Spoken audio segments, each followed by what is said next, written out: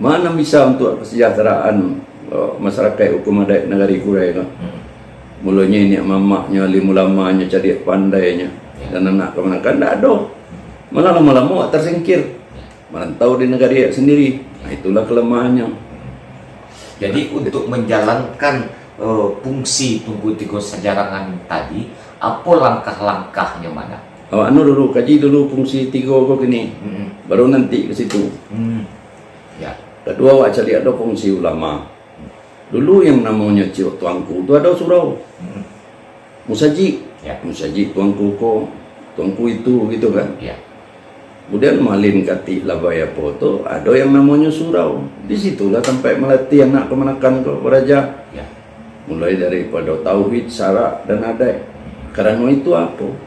Itu merupakan tiang tuanya alam Minangkabau. Kalau tidak dari ketek diajar dia apa serupa itu, Ya. tentu akan semakin lemah nih pengetahuan di bidang tauhid, syarak dan adat. Nah, kini surau itulah punah.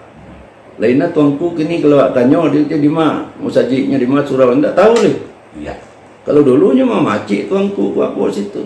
Itulah kekuasaannya sebagai raja ibadat, gitu kan. Kini tidak jalele, surau tidak jalele. Di mana kini anak kemenakan mulai sudah naik rasu beraja. Ya. Membaca Al-Quran. Kalau membaca Al-Quran secara umum ada. Ya. Tapi di mana mempelajari tauhid, syarak juga ada. Tidak ada di tempatnya. Ya.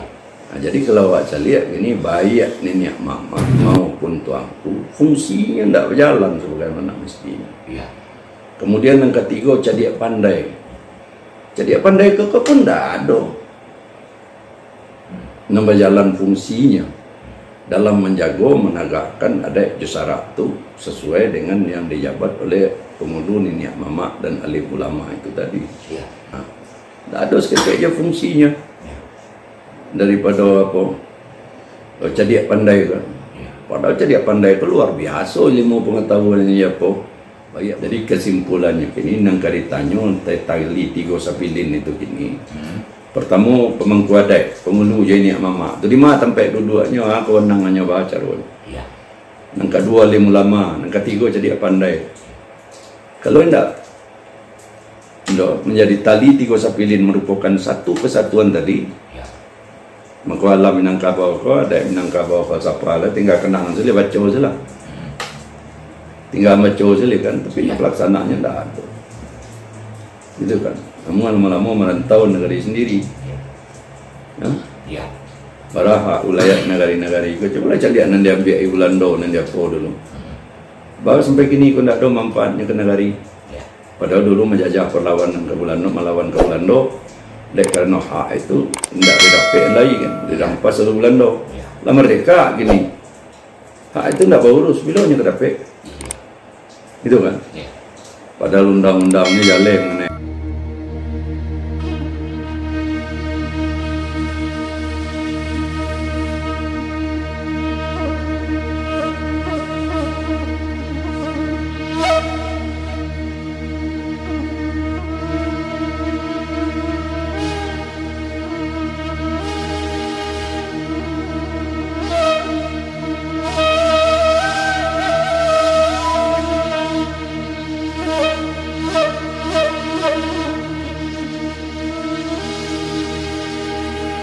Assalamualaikum warahmatullahi wabarakatuh.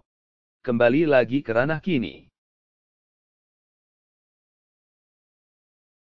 Di tengah mana di dalam Undang-Undang 20 pasal 5 nagari bapacik katali tigo sapilin. Bisa adang jelaskan apa maksudnya nagari bapacik katali tigo sapilin. Begitu mana? Oh itu ya aneh.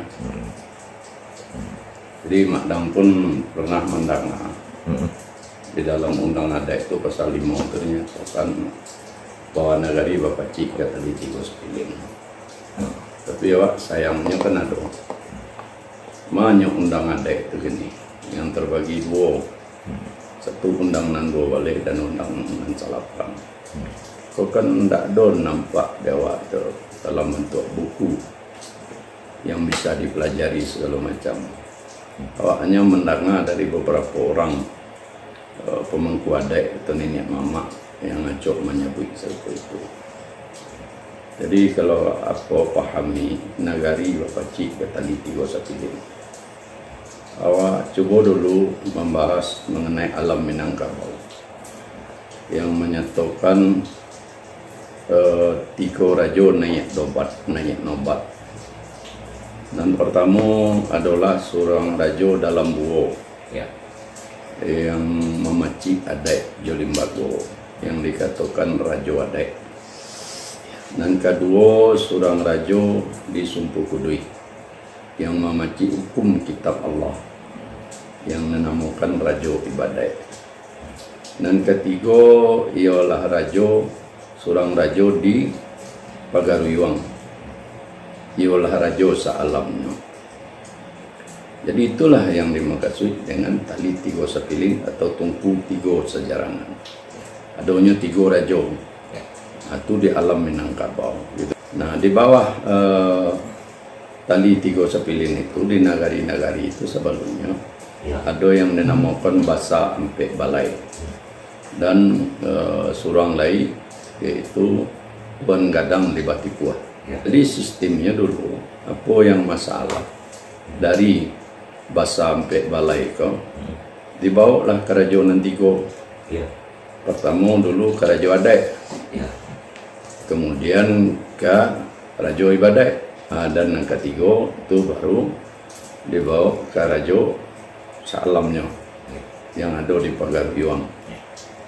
Nah itu pun apa yang diputuskan oleh Raja sealam nanti gua itu tuh masih menunggu titah daripada gundokan wong. Nah kan itulah jalannya hukum adat di dalam alam Minangkabau. Kemudian di alam Minangkabau itu ada pula dua. Pertama adalah luhak, yang kedua rantau. Maka disebutkan di situ luhak Bapangulu, rantau Barajo, Kampung Banantuo, rumah Batungganai. Itu secara adat, itu kan? Itu disebutkan seperti itu. Kemudian untuk nagari-nagari yang ada di alam Minangkabau, di situ disebutkan di pasal 5 Undang Adat tadi bahwa nagari Bapak Cik tali tiga sapilin. Anak ni makasih tali tiga sapilin atau tungku tiga sejarangan itu tadi. Yaitulah adanya pertama adalah nenek mama. Dan kedua adalah alim ulama. Dan ketiga adalah cadiak pandai. Nah, itu yang dimukasi tali tiga sapilin. Jadi kalau secara beradat dalam kaum atau suku masing-masing, itulah wewenang pemangku adatnya masing-masing. Lah ada pula strukturnya, mulai dari pengulu dan nenek mamaknya. Tapi secara bernagari, setiap nagari itu kan terdiri dari suku-suku. Nah seluruh pemangku adat suku-suku secara bernagari, itulah adanya tadi tiga sapilin tadi. Dua-duanya nenek mama sebagai pemangku adat, alim ulama sebagai raja ibadat, dan cadiak pandai. Kemudian di nagari itu bisa juga jadi kita cari gitu kan. Apa sebenarnya nenek mama itu? Nenek mama itu terdiri dari dua. Satu pengulu. Nah pengulu itu disebut sebuah hukum. Nah pengulu itu terdiri dari pertama pengulu kucut, yang kedua manti nan sambilan, dan yang ketiga dua balang dan dua balai. Jadi makanya disebut sebuah hukum gitu kan.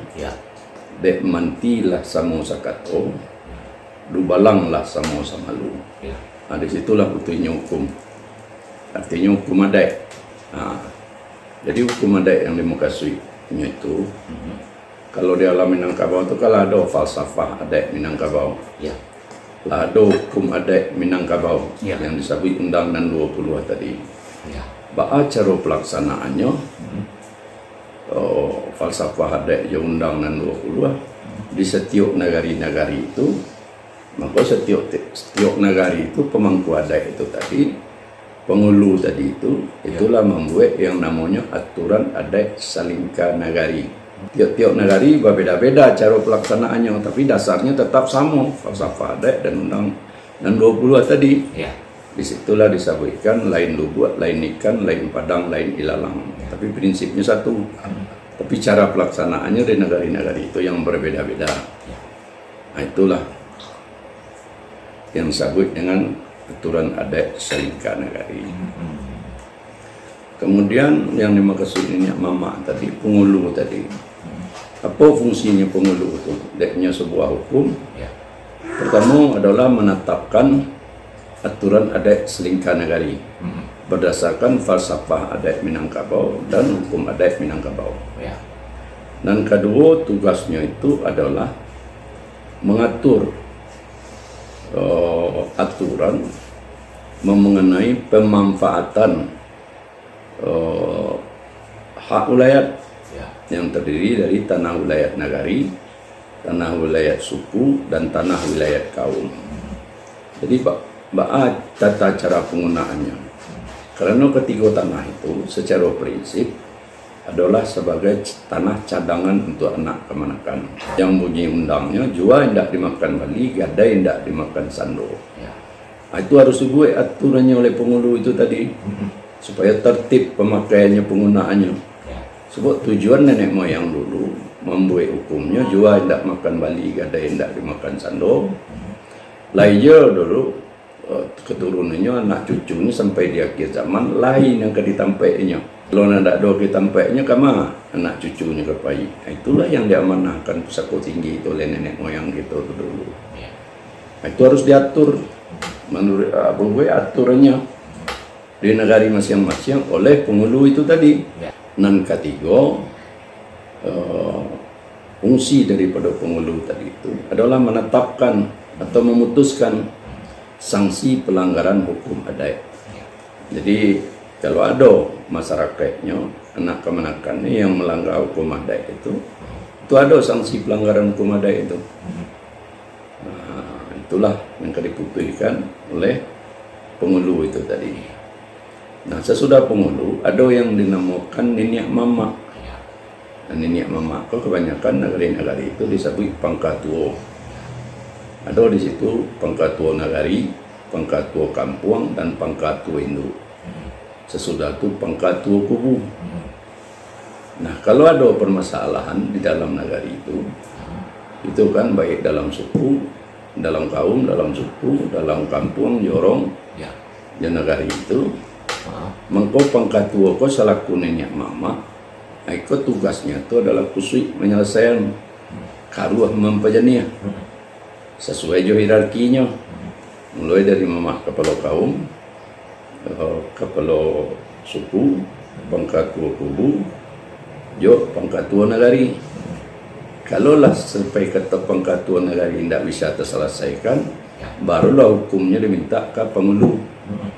Itu kan pengulu memutuskan hukumannya. Itulah fungsinya nenek mama tadi yang terdiri dari pengulu dan pangkatuo tadi. Nah, yang kedua adalah alim ulama sebagai pewaris Rasulullah. Jadi apa tugas dan fungsi daripada alim ulama? Alim ulama itu kan terdiri dari, kalau di Minangkabau itu yang namanya tuanku, malin, kati, labai, pakiyah, kari. Nah, karena alim ulama itu adalah pewaris Rasulullah.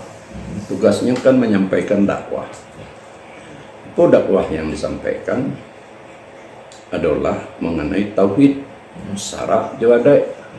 Ketiga-tiganya itu nanti diajarkan, dilatihkan kepada anak kemanakan sajak dini. Kalau dulu ada yang namanya surau-surau atau musaji, disitulah anak kemanakan kau diajari mengenai tauhid, diberi pelajaran tauhid, syarat, jawadah sebagai bekal masuk untuk kehidupannya. Ya. atau tuntunan hidupnya. Nah itu anak kemenakan kau dari sudah rasu itu sampai ke nyo dewasa, itulah lah beraja, lah berlatih di situ itu, Ya. gitu kan. Nah di surau-surau nanado. Dan ketiga adalah cadiak pandai. Nah, apa fungsi cadiak pandai kok? Kalau nenek mama itu kan kekuasaannya di bidang adat. Ya. Kalau alim ulama itu di bidang syiar. Ya. Yang berhubungan dengan tauhid, syaraf dan adat. Ya. Nah, apa cara pelaksanaannya itu? Ya. Tugas dan kewajiban pengulu nenek mama yo alim ulama tadi. Ya. Nah, itu kan masyarakat itu kan berkembang. Ya. Maka kalau dulu yang ada hanya pemerintahan adat. Nah, tapi kita kalau dalam negara Kesatuan Republik Indonesia itu tidak hukum adat senang berlaku oleh Ya. negara itu, Ya. berlaku lo hukum negara, ya, Ya. peraturan perundang-undangan ya hukum pemerintahan. Ya. Nah, dalam perkembangan itu ada perkembangan sosial, ekonomi, hukum dan pemerintahan. Nah, siapa yang menguasai masalah itu, nah itulah yang dikatakan cadiak pandai. Jadi cadiak pandai itulah yang mempersiapkan, merancang, merumuskan awal itu kan bahwa pelaksanaan hukum adat di hukum negara dan hukum pemerintahan itu sesuai perkembangan sosial dan ekonomi. Itu nanti disiapkannya. Jadi nenek mama kau tinggal di bertugas di kerapatannya masing-masing. Permasalahan segala macam. Ya. Dan alim ulama di situ pula. Ya. Cuma apa menjalankan itu saduanya. Ya. Tentu berhubungan juga pihak luar. Itulah dan fungsi dari namanya yang dikatakan cadiak pandai tadi, yang nyo memang mempunyai pengetahuan dan pengalaman di bidang perkembangan sosial, ekonomi, hukum dan pemerintahan. Itu tiga prinsip ya, yang dikatakan tugas daripada tali tiga sepilin tadi. Itu yang disebut dengan tumpu tiga sejarangan di negari-negari itu. Cuman permasalahannya nanado ini, kalau awak caliak yang berkembang di negari-negari itu, Ya. pertama fungsi nenek mama. Alun mencaliak lah di negari-negari itu ada aturan adat selingkah negari yang diputuskan oleh penghulunya. Tak ada dibuat. Ya. Jadi anak kemenakan di negari-negari itu menyambut adat selingkah negari Ya. atau adat negari, tapi nyo tak tahu. Ya. Secara tertulis, secara tak apa, tak ada aturan adat. Ya. Itu kan. Ya. Nah, sehingga gampang lah anak kemenakan kok. Banyak yang tak tahu apa saja yang diatur Ya. dalam aturan adat selingkah negari. Ya. Itu yang pertama. Dan kedua, mengenai hak ulayat itu tadi, Ya. tidak ada dokumen apa aturan bahwa pemanfaatan pengelolaan hak ulayat ke tanah ulayat. Kan ada tiga statusnya. Ya. Tanah ulayat negari, tanah ulayat suku, tanah ulayat kaum. Tak ada aturannya tertulis. Sehingganya nanti jadi bantuan tanah ulayat kaum tadi karena tidak ada aturan tertulis. Seharusnya oleh mama mama kepala waris Ya. itu kan, atau mama tungganai dalam bidang adat, mama kepala waris dalam bidang pusako tinggi, harusnya kan setiap lahir kemenakan dan produksi dibuat rumah, ya, ditempatkannya membuat rumah segala macam. Ya. Tapi dia aturannya kau tertulis tidak ada dibuat oleh penghulu kau. Sehingganya mama kepala waris kau barang anaknya yang produksi dibaginya habis tanah wilayah kaum kau. Ya. Padahal menurut agamanya tidak serupa itu. Dia diberikan itu kepada masing-masing kemenakan produksi nelayan. Tidak dibagi habis dah. Akibatnya dibagi habis ini seolah-olah tanah itu dibagi. Masing-masing anak produksi lah merasa memiliki. Apalagi keluar didaftarkan ke pemerintah. Kalau dulu ke agraria, kini PPN. Ya. Disertifikatkan sebagai hak milik. Ya. Apa akibatnya? Karena lah sertifikat sebagai hak milik, bukan hak pakai. Ya. Akhirnya diperjualbelikan. Lama-lama punahlah tanah kaum itu. Seharusnya yang tanah wilayah kaum itu ditempatkan kemanakan produksi berumah, produksi. Ya. Gitu kan. Siswanya itu masih dikuasai oleh Niak Mama, oleh kepala waris. Sebagai tanah wilayah kaum. Nah, sampai nanti masanya habis itu tanah wilayah kaum itu bisa dimanfaatkan pula tanah wilayah suku atau tanah wilayah nagari. Kan itu.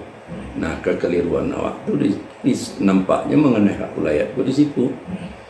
Seharusnya kalau kita lihat undang-undang konstitusi kita, undang-undang dasar 1945 pasal 18B ayat 2 itu menjelaskan negara mengakui kesatuan masyarakat hukum adat dan hak tradisionalnya sepanjang masih hidup dalam negara kesatuan Republik Indonesia. Artinya hukum adat kalau diakui oleh negara dalam konstitusi, apa yang akan dipermasalahkan? Tinggal bagaimana cara pelaksanaan. Begitu juga dengan hak tradisional. Apa hak tradisional? Antara lain itu adalah hak wilayah. Cuma kadang salah mau hendak diurusi, hendak dibuat aturannya, hendak dibuat pembagiannya, hendak ada secara tertulis hak pakai itu diberikan kepada kemanakan dan produksi. Itu kan? Yakin itulah yang terjadi gini. Dibagi, didaftarkan ke BPN. Seharusnya agraria dan BPN dulu, karena itu berhubungan dengan hukum adat, gitu kan, diminta dulu alas haknya daripada pemangku adat, gitu kan. Nah, ditentukan oleh pemangku adat ini sih kok haknya sebagai hak pakai, nah dikeluarkan atau sertifikatnya hak pakai bukan hak milik. Ini yang terjadi kan serupa itu. Maka itulah namanya permasalahan sengketa gini kan. Tanah ulayat itu. Boleh awak lihat tanah ulayat kaum kau ada yang diakui oleh pemerintah sebagai tanah dari Belanda dulu, dari Jepang, Kusido segala macam seolah-olah milik pemerintah. Padahal itu milik kaum yang dulu dipakainya dirampas oleh penjajah. Bapak beralih statusnya kan ke pemerintah. Maka disertifikatkan oleh pemerintah. Iklan haknya kan tidak jalan. Nah, tapi BPN ini karena itu kerjanya juga sertifikat sadonya, tapi tidak alas haknya tidak jalan. Itulah menimbulkan sengketa. Apalagi tanah wilayah nagari ini kan. Dulu banyak beranak ini banyak dipakai Belanda apa segala macam. Contoh kesalahan di Kurai sekali liang labuh itu tanah wilayah nagari itu. Punya nagari itu balai prajurit. Itu lapangan kantin perumahan tentara, panjang sejarahnya tuh. Jalan kereta api, pakai stasiun perumahan karyawan dari itu tanah nagari itu. Kemudian kalau dicari oleh Cimpago itu tanah wilayah kaum tuh. Dicari dari Pawidian yang dipakai oleh TNI untuk gudang amunisi itu juga pakai Jepang. Luasnya cuma 1,7 hektar. Tapi karena tidak diurusi oleh pemangku adat, aturannya tidak dibuat. Lihat ini, sekali liang itu sebarang jalannya dibuat oleh TNI, tanah milik TNI Angkatan Darat, Kodam 1 Bukit Barisan. Nah, itu kan tidak sesuai itu. Ya sejarahnya, ya hak kepemilikannya segala macam. Itulah akibat kalau penghulu itu tidak berfungsi sebagai sebuah hukum. Akhirnya kan kacau balau gini sadonya tuh. Apa hak wilayah kalau di Kurai kok luar biasa kekayaan negara di Kurai kan. Tapi mana dikuasai negari, mana dipecik negari, mana bisa untuk kesejahteraan masyarakat hukum adat negari Kurai kan. Mulanya ini mamaknya, limulamanya, cari pandainya, dan anak kemenakan tidak ada. Malah lama-lama tersingkir, merantau di negara sendiri. Nah, itulah kelemahannya. Jadi untuk menjalankan fungsi Tunggutigo Sajarangan tadi, apa langkah-langkahnya mana? Awak anu dulu, kaji dulu fungsi 3 kok gini. Baru nanti ke situ. Ya. Kedua awak cari ada fungsi ulama. Dulu yang namanya Cik Tuanku itu ada surau. Musaji. Ya. Musaji tuanku kok. Tuanku itu gitu kan. Ya. Kemudian malin kati labaya foto ada yang namanya surau. Disitulah sampai melatih anak kemanakan ke raja. Ya. Mulai daripada tauhid, syarak dan adai. Karena itu apa? Itu merupakan tiang tuanya alam Minangkabau. Kalau tidak dari ketek dia aja dia apa serupa itu, Ya. tentu akan semakin lemah nih pengetahuan di bidang tauhid, syarak dan adai. Nah, kini surau itulah punah. Lainnya tuanku kini kalau tanya dia di mana, musajinya di mana surau tidak tahu nih. Ya. Kalau dulunya mah macik tuanku apa situ. Itulah kekuasaannya sebagai raja ibadat gitu kan. Kini tidak jalele, surau tidak jalele. Di mana kini anak kemenakan mulai sudah naik rasu beraja. Ya. Membaca Al-Quran. Kalau membaca Al-Quran secara umum ada. Ya. Tapi di mana mempelajari tauhid syarak ibadat? Tidak ada di tempatnya. Ya. Nah, jadi kalau awak lihat ini baik nenek mama maupun tuanku fungsinya tidak berjalan sebagaimana mestinya. Ya. Kemudian yang ketiga cadiak pandai. Cadiak pandai ke pun tidak ada. Nambah jalan fungsinya dalam menjaga menegakkan adat jusara itu sesuai dengan yang dijabat oleh pengulu nenek mama dan alim ulama itu tadi. Ya. Nah, tidak ada sekali aja fungsinya. Daripada apa cadiak pandai kan. Padahal cadiak pandai itu luar biasa ilmu pengetahuan ini apa banyak mengenai perkembangan sosial, ekonomi, hukum dan pemerintahan. Tapi karena tidak jalan gini kok metempang. Dan jalan di negara itu adalah hukum pemerintahan. Tapi hukum adat tidak pernah. Pemerintahan adat tidak pernah jalan. Ya. Nah, masalahnya. Ya. Maka itu yang disebut dengan pasal 5 Undang-Undang 20 tadi. Nagari bapaci ke tali 3 sapilin. Iya. Jadi tali 3 sapilin tadinya mama alim ulama jadi apa? Pandai harus merupakan satu kesatuan. Itu kan? Ya. Di mana bersatu itu? Itulah nanti KCM baradai limbago. Ya. Adonyo limbago adai nagari. Jadi masing-masing nagari itu harus mempunyai. Tapi kalaulah masalah akidah, pengembangan akidah itu oleh anak kemenakan segala macam, itu tanggung jawab ulama. Ya. Dan kedua-dua fungsi itu tidak mungkin bisa berjalan sendiri tanpa keterlibatan yang namanya cadiak pandai. Menyesuaikan antara hukum adat itu tadi, hukum negara, pemerintahan, supaya sejalan serasi. Nanti kerajaan pemerintah itu selaras hukum adat itu tadi. Selaras jusara itu tadi. Itulah tugasnya di luar di lembaga adat itu, dalam lembaga adat itu yang dipersiapkan oleh cadiak pandai. Nah, bang ketiga ini harus bersatu Ya. di dalam lembaga adat. Tapi nawak caliak gini kan tidak serupa itu. Ya. Aja nan permasalahan nan ada di negara itu kini nan muncul tu nyak mama. Nan barundiangnya pemerintah daerah, DPR, pihak ini nyak mama. Padahal pengulu ini mama, petugasnya hanya memutui sesuai cendak. Itu karena jauh jadi apa pandai itu. Ya. Awak saya lihatlah jabatan kayak wali kota. Wali kota itu turun ke kepala dinas. Ya. Apa wali kota kepala dinas itu langsung menyelesaikan masalah? Enggak. Ya. Atau staf-stafnya, pegawainya di situ itu nama rancang dulu. Dikulah disusunnya lah diaponya naik ke kepala dinas. Naik ke wali kota itu memutuskan. Baik itu aja sistem pemerintahan ada itu. Kerja staf apa itu kerja cadiak pandai itu nama memahami itu segala macam. Ya. Baru dibawa ke level yang kedua kepala dinas. Kepala dinas mungkin juga ada karena berkaitan jadi dinas-dinas lain. Dikumpulannya lo kepala dinas, lah sepakai lo yang baru dibawa ke wali kota. Nah, disitulah wali kota memutuskan nanti. Itu kan beda-beda tipis itu. Ya, sistem pemerintahan ada. Ya. Nah, sistem pemerintahan ada pun tidak jalan. Karena apa? Tidak ada lembaga ada. Ya. Makanya di situ tali yang dimaksud tali 3 sapilin tadi itu yang merupakan suatu kesatuan. Adanya di lembaga ada. Maka dikecehnya beradai balimbago. Tapi awak beradai tidak balimbago, ikulah jadinya gini.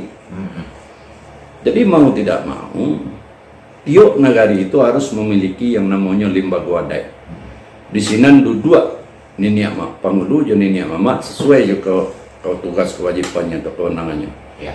Situ jo dua alim ulama sebagai pewaris Rasulullah. Di situ jo dua cadia pandai. Ya. Nah kalau niniak mamat kalau jale tugasnya itu di bidang hukum adat. Ya. Alim ulama lah jale. Ya. Nah, cadia pandai kulah nambah karejo. Ya. Itu mempersiapkan segala sesuatunya itu untuk diputuskan. Ya. Dan untuk dilaksanakan. Pak lihat lu contoh yang kedua ini, Ya. tak boleh sampai beraja tahu surau-surau sampai beraja tahu syarat juadai. Ya. Sesuai je perkembangan sosial, perkembangan ekonomi, perkembangan zaman kinan, bah caranya membuat sistem yang memungkinkan bisa dilaksanakan pelajaran tauhid syarat juadai. Itu kan? Ya. Tentu jadi pandai pula nak persiapkan ke tempat pendidikannya, sekolah segala macam kurikulumnya. Dan ulama tadi kan tinggal mengisinya itu. Iya. Tak mungkin ulama itu kau kerajulan suang serpu itu. Apa itu juga mengenai niat mama tadi itu. Iya. Pengulu je niat mama. Banyaknya kemauri wilayah negari, wilayah suku, wilayah kaum, minyo nak kapai mau ku amapo segala macam. Iya. Itu kan kerja jadi pandai itu. Inyo nama mutuikan. Inyona mengeluar surat keterangan di buan mikong. Ya. Maka kau hak pakai si A, hak pakai si B, hak pakai kemenakan itu sebagai dasarnya. Nah kini tidak ada berlaksanakan itu kesado-sadonya. Jadi itulah memang dawa di alam Minangkabau di negari-negari ko. Maka lama kelamuan kalau limbaga adat itu tidak ada, tidak kejalan hukum adat. Jadi falsafah adat, hukum adat, aturan adat silakan negari itu nak tiba kalau limbaga adat itu tidak ada, maka akan tinggal kenangan, merantau lain negari sendiri. Oh nyabui je falsafah, undangan 20, undangan 2 balai, undangan 8, aturan adat selingkah negari. Ya. Tapi tak lima ke dicari, ke dipelajari, ke diperomani, tidak tahu. Ya. Oh alasannya hukum adat hukum tidak tertulis. Pada zamannya mungkin ada orang pematang pendidikannya dari sejak Sunai Rasu apa matang sedonya. Tapi kini kan tidak mungkin tidak tertulis di web, hilang pedoman. Iya. Gitu kan? Apalagi adanya pemerintahan negara, pemerintahan daerah. Apa tahunya sedonya hukum adat, aturan adat kan tidak tahu. Iya. Banyaknya kan pedoman ini melaksanakan program kegiatan yang tidak ada yang tertulis dan bisa dipakainya. Iya. Nah itulah permasalahannya sengketa mungkin semungkinnya. Jadi jalan satu-satunya kini memang dibalik adalah baradat belimbago. Sebab limbago adat itulah adanya secara turun-temurun saja tabantuannya nagari-nagari. Cuma bentuknya limbago adat dulu itu dilaksanakan di rumah gadang. Maka nanado dulu kalau aja lihat di Kurai ko ada balai adat pakan Kurai. Disitulah ke balainya tampaknya kerapatan adat pangulunan 26. Ya. Situnya tempat memutuskan hukum. Tapi awak lihat kini balai adat Pekan Kurai itu lah tidak ada pekarangan le, tidak ada tamannya le. Janjangnya sih itulah tiba di tepi jalan, tidak ada tempat rangkiang le. Lah tidak pantas dikecek le sebagai balai adat. Ya. Padahal tu istananya orang Kurai. Harus bertaman, berhalaman, berpekarangan. Kok kegiatan bisa dilaksanakan. Begini tidak pernah diperhatikan. Seperti itu jadinya. Banyak aturan adat, hukum adat, perpa adat ke jalan.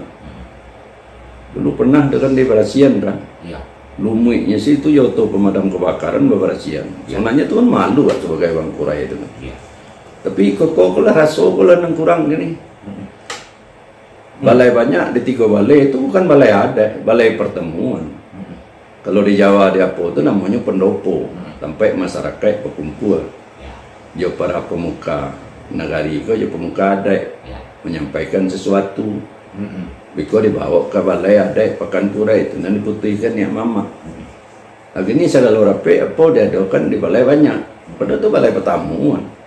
Nah, tidak bisa disamakan limbaga adat itu jo organisasi lain. Misalnya kan ada organisasi ini mama di alam Minangkabau yang namanya Elkam, lembaga kerapatan juga, tapi kan terbatas itu. Kalau di Kurai ku ada nyemuk kak, Iya. yang pakai ketua, sekretaris, apa itu menurut adai? Kena ada ketua, sekretaris menurut adai. Iya. Itulah gunanya tuh fungsi tali tiga sapilin tungku tiga sajarangan tadi itu. Iya. Ada 3 unsur di dalam itu. Iya. Jadi ko non perluna dipahami. Awak memang lah mencoba di Kurai ko lah sama beberapa tahun, sampai tahun kalau kare kan. Iya. Tapi pemahaman ko lah ndak ada. Iya.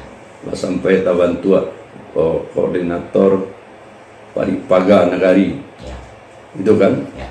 Lah sampai dibantu pula oleh Pangkatua Nagari KSB-nya, ketua sekretaris dan bendahara, Iya. untuk mempersiapkan struktur Paripaga. Iya. Struktur Paripaga itu tidak sama jo organisasi masyarakat. Iya. Inyo itu adalah bekerja di bidang keamanan dan ketertiban di Nagari Kurai itu berdasarkan hukum adat. Iya. Jadinya polisinya Nagari kok. Iya. Kalau di Bali ya, apa itu adalah pencalangnya. Jadi ketertiban keamanan di Bali sesuai hukum adatnya itu tanggung jawabnya pencalang. Iya. Bahkan kalau hari raya Nyepi itu polisi ya tentara pun diam di barak. Iya. Nyodolah. Nah kalau di Aceh dinamakan itu polisi syariah. Iya. Aturan adat situ sesuai syariat Islam. Begitu kan? Iya. Bajudi apa segala macam. Baboncengan pun pedusi, tidak boleh mengangkang dia teondar. Iya. Babonceng harus menyampiang. Kalau mengangkang dia teondar dapat hukum mencambuk. Iya. Nah itulah ditangkap oleh polisi syariah. Dibawa ke sidang. Tapi kau dapat hukum mencambuk. Iya. Itu contohnya. Nah kalau di Jawa itu di Jogja, di Solo itulah namanya abdi dalam. Abdi dalam itu kan banyak tingkatannya. Adonan tentara kerajaan, adonan keamanan apa di situ itu anu. Iya. Begitu orang tu menyusun masih berjalan di awak plong sadonya lape sadonya tak tahu. Iya. Jadi Paripaga itu bukan tugasnya mengambil lahan parkir apa segala macam. Dia berwenang mengatur keamanan dan ketertiban dalam Nagari Kurai. Gitu kan? Iya. Nah di dalam mengatur keamanan itulahnya. Nah, dibagi-baginya daerah aku baca pengamanan aja baca pengamanan ini nama ambil inisiatif. Iya. Ini awak contohan. So contoh LGBT. Iya. Bahkan tidak bisa dimasukkan dalam apa kitab undang-undang hukum pidana. Iya. Padahal itu kalau dibuat baru batang. LGBT tidak ada pelanggarannya masuk senang. Tidak ada hukumnya masuk senang. Yang namanya laki-laki semua kawin sama laki-laki berusia-berusia. Karena itu masuk dalam hukum perkawinan. Iya. Dalam masuk dalam syariat. Iya. Itu hal yang dilarang oleh agama. Tidak wajar anu negara mengatur undang-undang aturannya itu. Nah, nagari itulah karena sebagai negara agama. Limbaga adat itulah yang buat aturan dalam negari itu bahwa dilarang perlakuan yang laki kawin laki-laki sama pedusi sama pedusi lesbian apa segala macam. Iya. Kalau terdapat itu buat aturannya. Apa sanksi? Kok sakonya hukuman cambuk untuk di Aceh itu kok diusir dari negari itu bisa. Tapi pemerintah kan tidak bisa membuat itu. Karena itu adalah diatur oleh undang-undang perkawinan. Itu cie. Itu dicari di panorama tu ada bangku apa, bujang juga di sampai puasa malam apa segala macam. Lama-lama ada itu syarat. Gitu kan? Atau minta wali kota namanya lah. Itu tidak kerja wali kota tu dah. Itu kan kerja awak punya nagari. Coba si pemerintah itu kan kita ada bidang keamanan, polisi, Pol PP. Tugasnya itu dari jam 8 sampai jam 4. Ya. Kalaupun ada petugas piketnya tidak mungkinnya mengawasi sadonya karena itu tugasnya. Tapi nama keamanan nagari aku siap. Ya. Itulah masyarakat, itulah Paripaga itu tadi. Tapi dibuat aturannya oleh Nek Mama melalui lembaga adat. Begitu kerajanya ada dasarnya melaksanakan itu. Sebagai polisi negara untuk keamanan ketertiban. Aku diminta pemerintah nama buat gubernur, wali kota itu kan kerajaan apa? Itu kan? Ya. Wali kota itu nak dinasnya Jemara sampai Jemara aja tuh. Ya. Jam 8 pagi sampai jam 4 pulangnya. Sudah tuh siap. Ya awak tentunya negara itu. Memang jabatannya itu selamanya macam aja, jabatannya wali kota. Ya. gitu kan. Tapi tugasnya itu, kecuali kalau terjadi hal-hal yang luar biasa, barunya bisa keluar di luar jam dinasnya kan. Tapi awak punya negari Pak. Iya. Nah, tidak adanya lembaga adat, tidak adanya aturan adat selingkah negari, tidak adanya atur yang mengatur tentang pemanfaatan, pengelolaan, penempatan tanah wilayah itu tadi. Tidak adanya sanksi pelanggaran hukum adat dengan jalan. Gitu kan. Nah, itu kan mengakibatkan serba gini. Artinya aturan adat selingkah negari, mana aturannya tidak ada. Iya. Di bidang hak wilayah pun serba itu loh banyak sengketa. Gitu kan. Para hak negari itu tidak dikuasai oleh negari itu nih. Ya. Soalnya negari itu kan kayu kalau aset kekayaan itu dia. Tapi tidak. Sampainya mama mengecek. Jadinya mama begini bapan barik sebelum batu. Ya. Baku kecek bapan barik. Dek karena tapaknya tidak boleh untuk kerajaan. Ya. Padahal dulu sebelum Belanda masuk itu pasar Kuning, pasar bawah, pasar Banto, Ya. pasar Teh itu nama ambil CEO-nya ini mama. Ada alih tapaknya untuk menjalankan adat negari. Tapi setelah penjajahan Belanda udah merdeka, lo kini tidak bau ya itu. Ya. Hak itu tidak diului. Banyak tak kado alih tapak. Ya. Gitu kan. Nah kini minta sedekah, minta bantuan. Namanya bantuan kan tidak pernah cukup. Tapi kalau aset kekayaan negari itu dikelola dengan baik, bisa main duit sedonya. Ya. Kita lihat negari orang tuh. Di Jogja, di Bali, mungkin di Aceh juga. Mulai dari TK sampai ke perguruan tinggi bisa digratiskan. Ya. Masyarakat itu sekolah. Dari mana PPT? Dari situ. Jadi lo kalam Riau. Gitu kan? Ya. Barangnya dia giat Pemda tiap tahun. 7 miliar dulu. Ini mungkin lah barang. Ya. Sudah tuh dari hasil minyaknya dapat. Ya. Dari hasil hutan untuk pengusaha-nya dapat. Ya. Kan bisa mengidui lembaga adat. Iya. Jawab mah. Iya. Tidak ada. Padahal dari negari Ecuador, dari alam Minangkabau lah disusun oleh nenek moyang awak dulu. Ya. Itu salah satu yang disebutkan pasal 5 undang adat itu. Negari Bapaci Ketali Tigo Sapilin, itulah pengertiannya gini. Ya. Ya, mungkin awak kelemahan selama kau dia hidup itulah diajar oleh Belanda, lah diajar oleh kemajuan gini. Kalau zaman liberal hidup itu individu. Ya. Padahal awak itu negari itu adalah komunal. Ya. Dilindungi hak kebersamaan itu, ini hak individu. Ya. Gitu kan, bersaing untuk kemajuan masing-masing. Tidak ada hak komunal nih. Oh, kalau aset kekayaan negari itu melalui lembaga adat dikelola kayu negari itu, anda tidak bisa dihasilkan. Nah, tapi itulah permasalahan. Orang Minang bisa dapatkan buku Memahami Alam Minangkabau, Limbago Adat, dan Hak Ulayat melalui kanal YouTube ini dan WhatsApp yang tertera. Bonus 1 jilid buku Alam Minangkabau dan Konstitusi Negara Kesatuan Republik Indonesia. Jadi kesimpulannya kini nang karitanyo tali Tigo Sapilin itu kini. Pertama pemangku adat, pengulu jadi mama. Itu di mana tempat duduknya aku nangannya baca roh. Ya. Nang kedua lim ulama, nang ketiga jadi pandai. Kalau tidak menjadi tali Tigo Sapilin merupakan satu kesatuan tadi. Ya. Maka alam Minangkabau ko ada Minangkabau ko siapa lah tinggal kenangan saja baca saja. Tinggal baca saja kan, tapi pelaksanaannya tidak ada. Gitu kan. Kamu lama-lama merantau negeri sendiri. Ya. Ya. Para hak ulayat negari-negari itu coba cari nan dia ambil Belanda nan dia apa dulu. Baru sampai kini kau tidak ada manfaatnya ke negari. Ya. Padahal dulu menjajah perlawanan ke Belanda, melawan ke Belanda. Dek karena hak itu tidak didapat lagi kan, dirampas oleh Belanda. Ya. Lah merdeka gini, hak itu tidak berurus, bilangnya kedapat, Iya. gitu kan? Ya. Padahal undang-undangnya jalan mengenai hak wilayah itu. Bacalah pasal 3 Undang-Undang Pokok Agraria nomor 5 tahun 62. Negara mengakui hak wilayah. Ya. Baca pasal 5. Ya. Itu kan, hukum agraria atas bumi, air dan angkasa dilaksanakan berdasarkan hukum adat. Ada enggak? Iya. BPN Tenua Karajo berdasarkan hukum adat gini. Enggak ada cek je dah. Ya.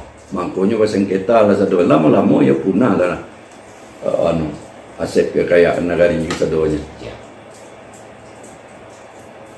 itu mungkin yang perlu diberikan pemahaman. Kayak ini mama alim ulama aja jadi pandai kan. Kasar puiko tarwi. Anak cucu anak kemana-kanak nanti kan. Mau tidak mau jadi utang awak bersama. Karena itu amanah. Dan menjadi orang munafik awak. Ya.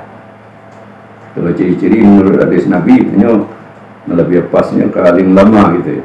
Ciri-ciri orang munafik. Pertama kalau berbicara selalu bohong. Yang di kerajuan itu tidak kerajuannya kerajuan juga. Ya. Gitu kan? Yang kedua, kalau berjanji selalu ingkar. Arti janji, sumpah itu kan janji. Ya. Betul lah sumpah masing-masing, sumpah tua. Niat mamak. Sama bersumpah bakal Allah, sama menyebut nama Allah, Ya. sama minum air kari. Ya. Tertungkuit sama makan tanah, tertilantang sama minum air. Ya. Ko anyui memintai, ko karam mengilami.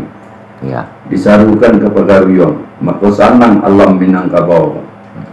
Lah kalau sumpah tanda jalanan, bah alam Minangkabau ke sana. Ya. Tentu sesuanya, gitu kan? Ya. Nah kalau sesuanya kan terjadi, masih bisa nggak tertib?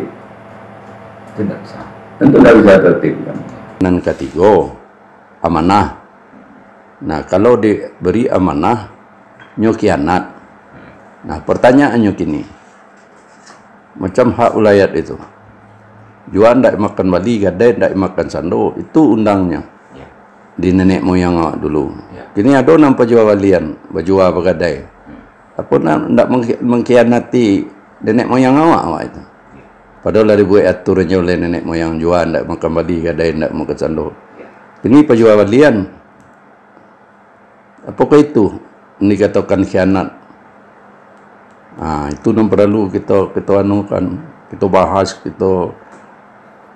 kita rumuskan bersama. Ya, kadi jua aja le ko tanah wilayah ko sadonyo baik tanah wilayah kaum suku pun negari. Artinya itu khianat ke nenek moyang sendiri, karena itu amanah dia giakan ke kita nama sama. Nah, jadi kini tidak perlu mencari nang ke belakang tu, jadikan ke belakang tu sebagai pengalaman. Nah kini tidak usah mencari siaran salah. Ya. Nang kadipikian kini ko oleh masyarakat nang kau terutama negari-negari ko, masa depan negari ko anak kemanakan ko. Ya. Nang harus dilakukan. Ya. Artinya kalau menurut pituan nenek-nenek awak dahulu, las ase awak di ujung jalan, kamu apa ini? Babalik ke kongkaya jalan. Makanya berada di limbago. Itulah sementara Ya. sampai disampaikan. Terima kasih.